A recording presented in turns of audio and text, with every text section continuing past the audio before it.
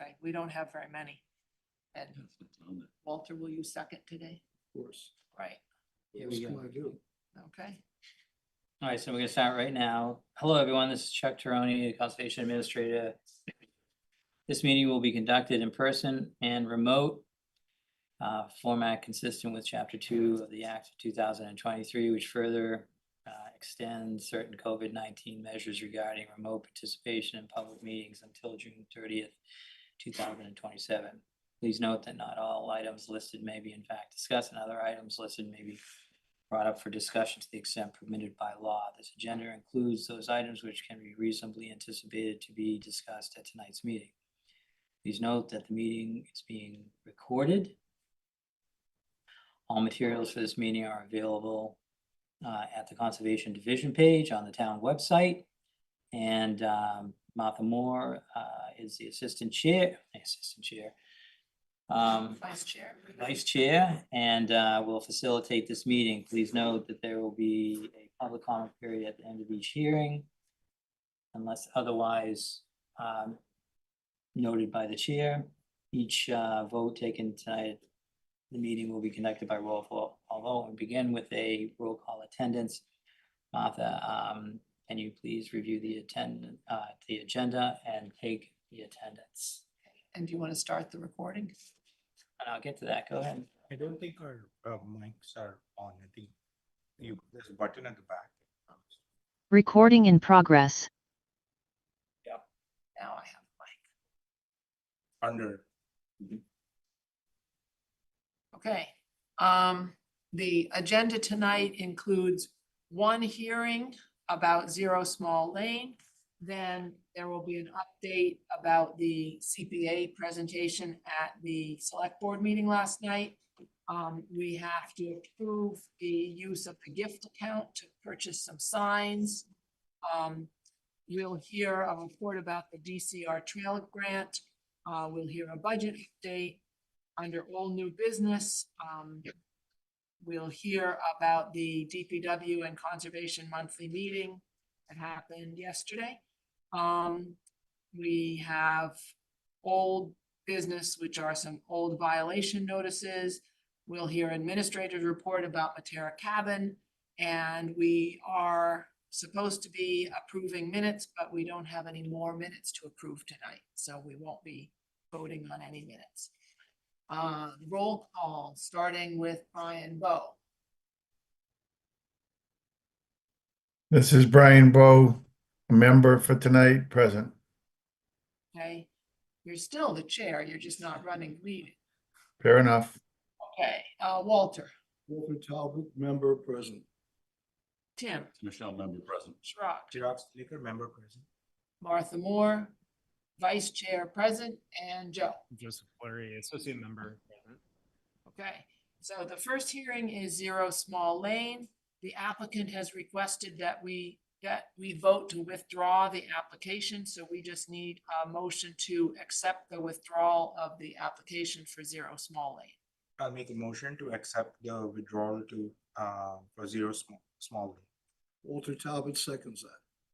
Okay, all in favor? Walter Talbot's in favor. Okay. Brian, Brian Bowe in favor. Tim Michelle in favor. Liquor in favor. Martha Moore in favor. 1, 2, 3, 4, 5, 5-0, accepted the withdrawal.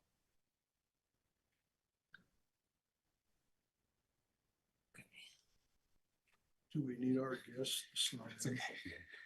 Is that it? Is that what you guys were here for? Oh, okay, Oh, no problem. Wrong one. That was gonna be my next question is, were they on the agenda and did we want to shuffle the I agenda? thought they were when they couldn't have asked for a better outcome. Ask Huh? you to have them sign in. That too. Okay. Next on the agenda is CPA update. I went to the select board meeting last night. The chair of the CPA study committee, Joe Carnahan, and the vice chair, Sarah Brucolacchio, presented.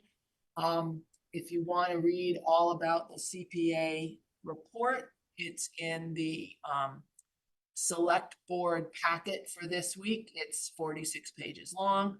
But there's lots and lots of information in there. And there was a shorter slide presentation that was made and the select board discussed it. No vote was taken last night, but the CPA committee requested that the warrant article be put on the warrant for the April town meeting. And then at the April town meeting, the town meeting will get to decide whether to put it on the November 2026 ballot. And at that point, if it goes that far, then the town residents would get to vote on whether to include a small surcharge on their property tax to support conservation, recreation, historical, and affordable housing. So that's the progress that has made. Chuck, can you talk to us about the gift account request? Yeah, sure. So we always plan to have a kiosk and sign at Warren Ave, the other entrance to Pinevale Conservation Area. And one was planned for the Veterans Way area also, so the entrance to Kirchian Woods. And so as we developed these, the estimate went out, and when they came back, we encumbered the funds that we needed, but prices have gone up, and we changed one of the signs. We wanted 2 posts, and we wanted it a little bit bigger. And so, and 2-sided, and it was mostly because Warren Ave, the area to put Warren Ave is tighter than most entrances on some of our, so a 2-post or a 2-sided sign would work best. So we have missed the mark by approximately $500.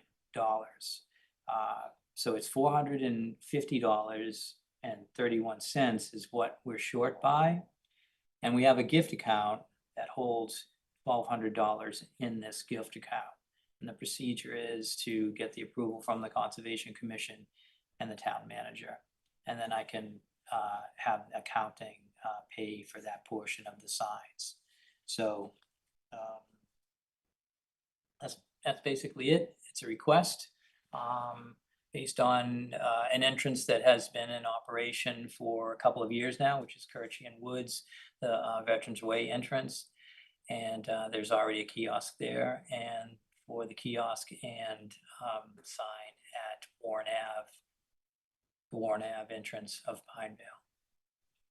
Just a question, is the gift account part of the Conservation Commission or Yeah. the town? Okay. It's yeah, we have several accounts, and a gift account is also one of them. Not many people know about it, and so that's probably why the last donation was maybe 5 years ago. But yeah, we do have a gift account if anyone would like to gift to that account. It's used like situations like this, and in the past we've used it to when Next Step volunteers first got here, we had no idea how fast they could build trails. And so we ran out of supplies between the Trails Committee and the Conservation Commission. And so they needed, again, maybe another $500 to complete a trail. And we were able to dip into the gift account for that also. Any other discussion? Is there anybody online other than Brian? Looks like Yeah, not. participant 1 and 2 and 3. No, that's, I think Three it's is me, Brian. participant. Oh, it's you. It says there, at least on the screen. I do not see anything on the screen that Can you says see who's under who. me? Like, look, it's moving. Oh, yes, It says Okay. participant 2 for Joe. okay. Oh, all right. It doesn't, Yeah. yeah, There's well, a little caption inside the screen saying who's who. Interesting. Okay, whatever. some good eyes over there. All right, so any other discussion? All right, can I have a motion? Motion to approve the use of the gift account for sign purchase. Was he saying up to $500? Motion to approve the use of a gift account for the sign purchase up to $500. Walter Talbot seconds that motion. Start with Brian. Brian Bowe in favor? In favor first, or Walter Talbot's in favor. Michelle in favor? Chirag Stiliker in favor. Martha Moore in favor. That's 5-0. Good, there's fewer of those. It'll go faster. Thank you. Once we Okay. figure it out. A report about the DCR Trail Grant. Walter, do you want to start on that or should we let somebody else? Nothing to say. Okay.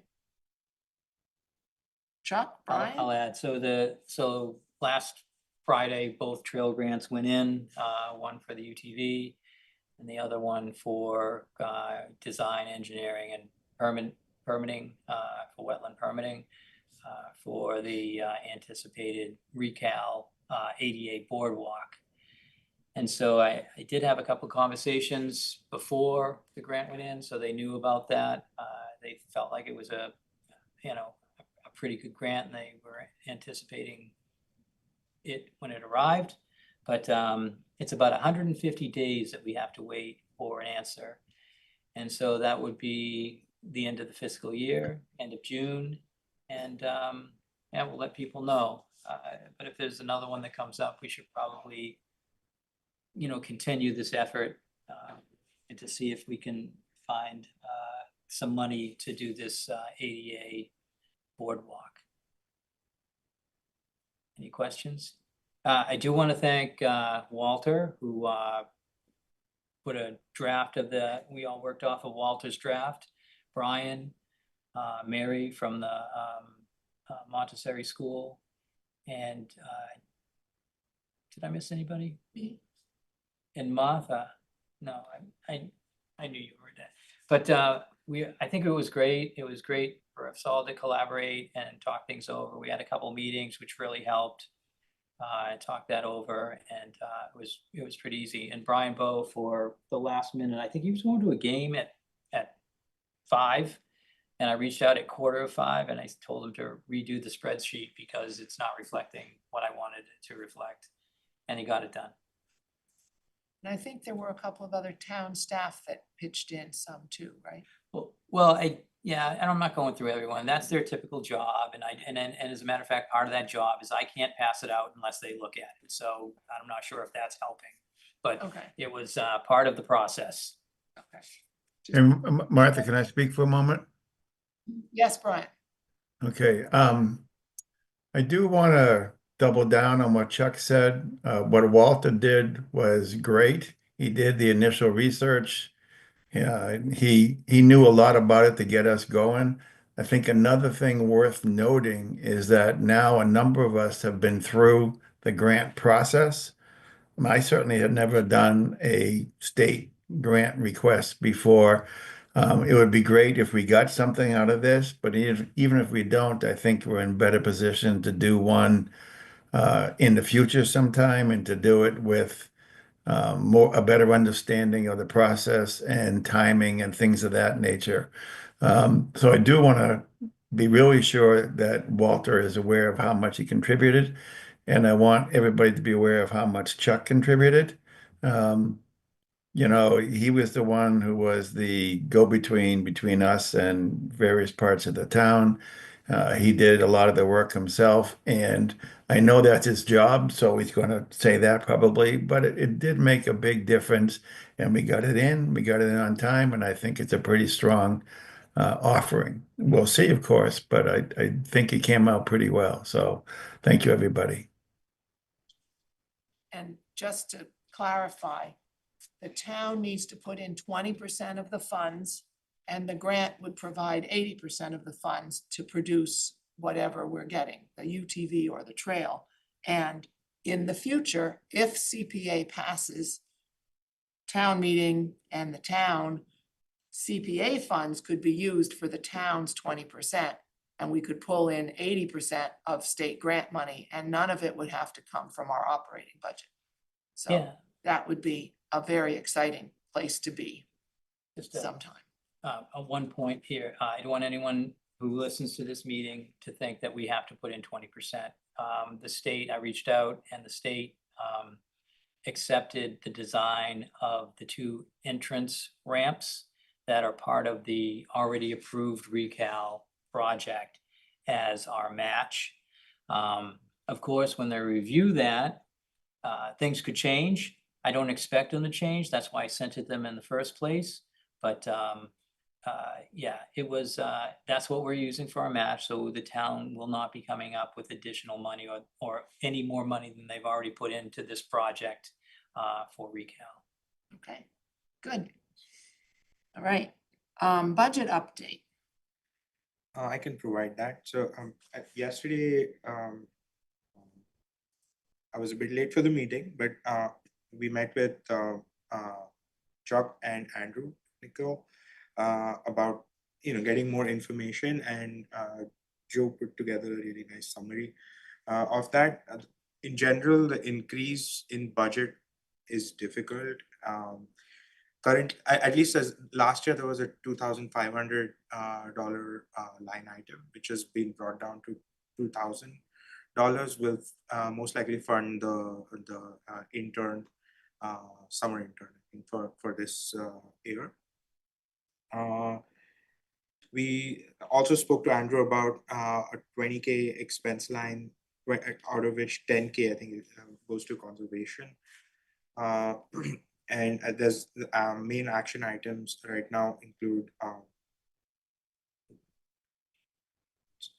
I think Andrew and Chuck are going to compile a 3-year budget history and outline a path toward a stronger dedicated line item in the budget. It may be a little hard we need to get all of this input by April 2026. So it may be hard for fall and might most likely be in spring. Yeah, thanks for the notes. Yeah, no problem. Can I just add to that? I completed my portion of that Okay. budget summary, and it's on Andrew's desk. Okay. So he was hoping to get it out this week, but he's been out a little bit, so maybe it'll be early next week, but I'm still hoping to get it out this week. Is Andrew also connecting with town manager and Sharon Engstrom as well separately? Just So I know that he's already had a conversation with Jane Wellman. Okay. As part of his normal meetings, in his position with Jane, and I know this came up. Mhm. So I guess if we get another meeting or he lets me know, we'll find out what she said. Of course, she's a little bit, I think that without knowing, I'm gonna say that since the town's going for an override, I can assume that putting it on the existing budget may not be at first, a warm and fuzzy request. But as I understand it, and Joe, maybe you can help me out here. Sure. It was discussed last night at the select board meeting, and Joe was telling me about this before we started. Can you just fill us in a little bit? Yeah, so Melissa Murphy is our liaison for conservation. She had brought up a couple of topics, just one about the grants that we were pursuing for the DCR trails and the utility vehicle, and then two, kind of the immediate need to open Matera Cabin. And one of the areas was, one, how do we finance those repairs? How do we work with the building department to get what is actually needed to be done approved? And then also trying to find, funds associated with those approvals. So, Melissa's update was effectively focusing on, we do use our budget annually. I think one of the things we talked about with Andrew on the call right before you joined, Chirag, was that a lot of projects that conservation has quickly exceeds our capacity and our line item assigned from planning, so that $2,500 can get spent in half of a project. I think one of the examples you brought up was the Mass Audubon assessment of Bear Meadow. That can be anywhere from $48,000 for planning updates, assessment updates. And so, we are looking at longer term, how a dedicated line item could use to reduce our annual reliance on select board discretionary funds, as well as look into like multi-year contracting. So maintenance of our conservation spaces like Millett's homes, et cetera. So. think that was, Yeah, thank you. Yeah, that's all I would have had to that conversation. So thank you, Joe, Sharat, and Rick, who's not here, but yeah, Rick really led the meeting and did a great job. Hoping that everyone gets caught up on where money's coming from and where the asks have to happen, and just to see where we are. I do know that Andrew did mention, FY 28, which I'm not very happy with, but I think that we've been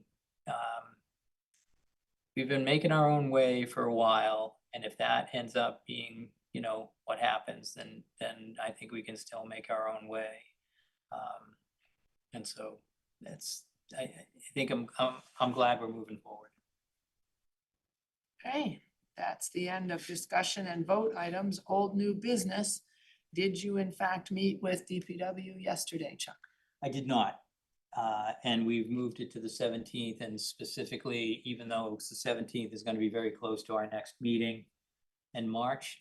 I wanted to be able to talk to Michael Kessman about the projects I have for the DPW. So I have 3 definite projects, and we'll see what they think about them. And there's another one which we asked the forestry department to do some tree trimming at the Matera garden site, because in the afternoon, a couple of branches, if they were removed, it would let a lot of light through that area.